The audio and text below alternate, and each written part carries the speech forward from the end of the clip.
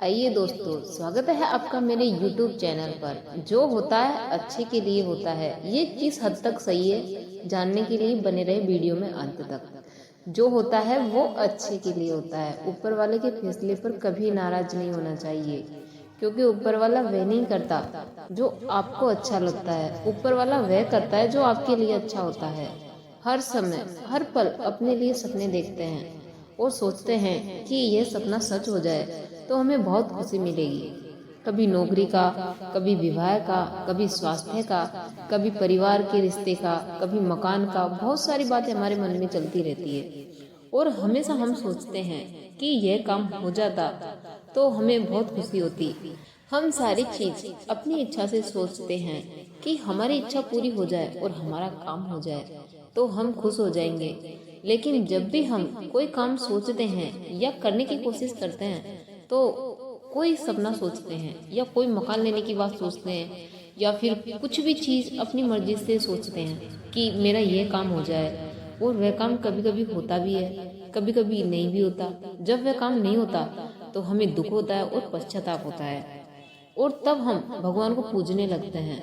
और जब वह काम हो जाता है तो हमें बहुत खुशी होती है। हम जो चीज़ सोचते हैं, जो चीज़ मांगते हैं, जो चीज़ की इच्छा करते हैं, हो सकता है वह हमारी इच्छा है, हमारे लिए सही ना हो सकता है वह नौकरी, मकान, विवाह, रिश्ता हमारे लिए अच्छा ही ना हो, इसलिए वह इच्छा हमारी पूरी नहीं होती। क्योंकि ईश्वर को यह पता है कि कौन सी चीज हमारे लिए अच्छी है और कौन सी चीज हमारे लिए अच्छी नहीं है, और वह वही करता है जो हमारे लिए अच्छा है। ईश्वर जो भी देता है हमें, वह सोच समझ कर ही देता है। तो चलिए इसको एक कहानी के माध्यम से जानते हैं। एक आदमी होता है जिसका नाम राजेंद्र था। वह एक समझदार आदमी था। वह एक प्राइवेट कंपनी में काम करता था। वह 2 साल से उस कंपनी में काम कर रहा था और भगवान को धन्यवाद देता कि आपका बहुत बहुत धन्यवाद जो मुझे इस कंपनी में नौकरी मिल गई। अब वह भगवान की पूजा पाठ में हमेशा लगा रहता था। वह धार्मिक प्रवृत्ति का युवक था। वह मुंबई शहर में रहता था। उस कंपनी में उसकी उन्नति नहीं होने के कारण वो परेशान रहता था और उसकी सैलरी भी नहीं बढ़ रही थी। दोनों वजह से वह परेशान रहता था। वह प्रतिदिन मंदिर जाता था और भगवान की पूजा अर्चना करता था। हर क्षण भगवान को याद करता था और हर चीज के लिए भगवान को धन्यवाद करता था। वह जब भी अपने घर से निकलता था तो भगवान को धन्यवाद देता, और जब घर पर आता तो भी भगवान को धन्यवाद करता। वह 24 घंटे में जितना भी समय मिलता उस समय में भगवान को याद करता और भगवान को धन्यवाद देता। वह अपनी कंपनी में 2 साल से काम कर रहा था और 2 साल से उसकी सैलरी नहीं बढ़ी, इसलिए थोड़ा सा परेशान रहता था। क्योंकि मुंबई बहुत ही महंगा शहर है और वहाँ चीज़ें भी महंगी महंगी मिलती है, इसलिए वह दूसरी नौकरी की भी तलाश कर रहा था और अपने जान पहचान के लोगों से पूछताछ कर रहा था। कुछ दिनों बाद उसका परिचय एक ऐसे व्यक्ति से होता है जो दूसरी कंपनी में काम करता था और अपने आप को उस कंपनी में बहुत ऊंचे पद पर बताता था और कहता था कि मैं तुम्हें अपनी कंपनी में नौकरी दिला दूंगा, तुम चिंता मत करो, तुम्हारा सारा काम करवा दूंगा, मेरे रहते तुम्हें कोई दिक्कत नहीं होगी। और उस कंपनी में एक बार तुम्हारी नौकरी लगने के बाद तुम्हें अच्छा वेतन और अच्छा पद मैं दिला दूंगा। तुम बस मेरा फोन नंबर रखो और कुछ दिनों में मैं तुमको फोन करूंगा। उस दिन मैं तुम्हारा साक्षात्कार लूंगा। तुम बस मेरा फोन नंबर रखो और कुछ दिनों में मैं तुमको फोन करता हूँ। उस दिन मैं तुम्हारा इंटरव्यू लूंगा। यह बात वह राजेंद्र से कहता है। वे व्यक्ति अपना फोन नंबर राजेंद्र को दे देता है और कहता है कि मैं आपको इस दिन कॉल करूंगा और आपका इंटरव्यू लूंगा। अगर आपका इंटरव्यू अच्छा रहा तो आपको नौकरी मिल जाएगी। यह बात दोनों के बीच में हो जाती है। यह सुनकर राजेंद्र को बहुत खुशी होती है। वह मन ही मन सोचता है कि आज मेरा परिचय बहुत ही अच्छे व्यक्ति से हो गया। अब मुझे नौकरी की चिंता नहीं है। अब मेरी अच्छी कंपनी में नौकरी लग जाएगी और मुझे अच्छा वेतन मिलेगा और मुझे अच्छा पद मिलेगा। ऐसा सोचकर राजेंद्र मन ही मन बहुत खुश होता है और वह सपने देखने लगता है कि कुछ दिन बाद मेरे पास घर होगा, गाड़ी होगी, फिर मैं शादी करूंगा। ये सारे सपने वह देखने लगता है और अपने इंटरव्यू के दिन का इंतजार करने लगता है।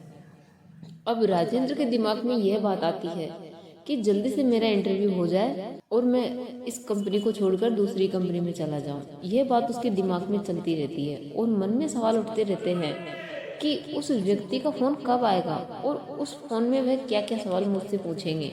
ये बात भी उसके दिमाग में चलती रहती है और अगले कुछ दिनों बाद उसका इंटरव्यू का दिन आ जाता है। राजेंद्र अपनी पूरी तैयारी के साथ अपनी घड़ी का अलार्म लगाता है जल्दी उठने के लिए और सारे प्रश्नों की तैयारी करता है जो उससे पूछे जा सकते हैं और वह सो जाता है।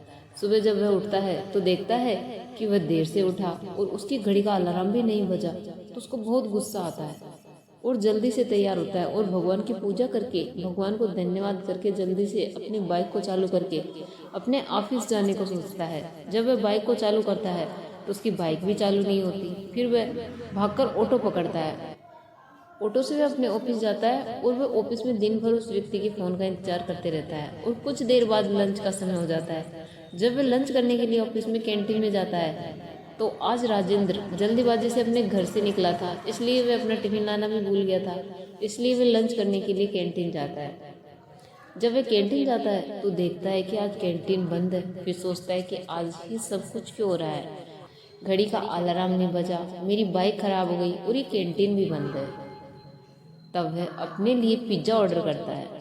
तो जो पिज्ज़ा उसको मिलता है वह भी खराब होता है।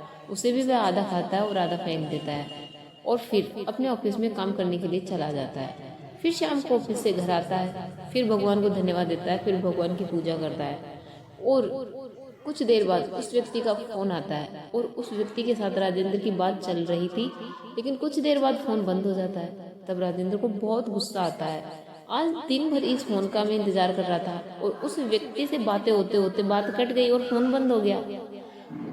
और कुछ देर बाद लाइट चल जाती है। अब उसको गुस्सा बहुत बढ़ गया। गुस्से गुस्से में फिर वो सोने के लिए चला जाता है। जब बिस्तर पर जाता है तो वह भगवान को याद करता है, हे भगवान, मैं तो आपका बहुत बड़ा भक्त हूँ, लेकिन आज यह सब मेरे साथ क्यों हुआ। सुबह मेरी घड़ी का अलार्म नहीं बजा और मैं देरी से उठा, मेरी बाइक खराब हो गई, मैं सही समय पर ऑफिस नहीं पहुँचा, जल्दीबाजी में मैं अपना टिफिन ले जाना भूल गया तो कैंटीन जाना पड़ा तो कैंटीन बंद थी। फिर पिज्ज़ा ऑर्डर किया, पिज्ज़ा मंगवाया, वह भी खराब निकला, उसे भी आधा खाया आधा फेंक दिया। और ये सोचते सोचते कब उसकी नींद लग गई उसे पता ही नहीं चलता। और सपने में राजेंद्र को भगवान के दर्शन होते हैं। तब राजेंद्र भगवान से कहता है, मैं तो आपका भक्त हूँ, तो क्यों मेरा आज का दिन इतना खराब हुआ। तब भगवान कहते हैं कि आज का तुम्हारा दिन मेरी मर्जी से खराब हुआ है। मैंने सुबह तुम्हारी घड़ी का अलार्म खराब कर दिया जिससे तुम देरी से उठे, और आज सुबह तुम्हारी बाइक को मैंने ही खराब किया। अगर तुम उस बाइक को वापस जाते तो आज तुम्हारा उस बाइक से दुर्घटना लिखा था। आज तुम्हारी मृत्यु निश्चित थी और तुम अपना टिफिन ले जाने भूल गए तो तुम्हारा कैंटीन बंद था क्योंकि कैंटीन का खाना खराब था। अगर तुम उस कैंटीन का खाना खाते तो तुम बीमार पड़ जाते। और सबसे महत्वपूर्ण बात, जिस व्यक्ति के फोन का तुम इंतजार कर रहे थे उस समय वह फोन डिस्कनेक्ट हो गया और तुम्हारा फोन बंद हो गया। वह इसलिए हुआ क्योंकि जिस व्यक्ति से तुम बात करना चाहते थे वह एक नंबर का ठग था, वह लालची आदमी है, वह तुम्हें धोखे देने वाला था और तुम्हें उससे धोखे से बचा लिया। यह सब आज मेरी मर्जी से हुआ। यह सब बात मैं तुम्हें इसलिए बता रहा हूँ कि तुम मेरे बहुत बड़े भक्त हो और मैं तुम्हारी भलाई चाहता हूँ। मैं हमेशा तुम्हें खुश देखना चाहता हूँ, प्रसन्न देखना चाहता हूँ और हमेशा तुम्हारे हित के लिए सोचता हूँ और करता हूँ। और अगली सुबह राजेंद्र को बहुत अच्छा लगा और वह बहुत खुशी से भगवान को धन्यवाद देता है कि भगवान आपने मुझे बचा लिया। दोस्तों, इस कहानी से हमें ये सीख मिलती है कि हमें ईश्वर के फैसले पर कभी नाराज नहीं होना चाहिए, क्योंकि ईश्वर वह नहीं करता जो हमें अच्छा लगता है, बल्कि ईश्वर वह करता है जो हमारे लिए अच्छा होता है।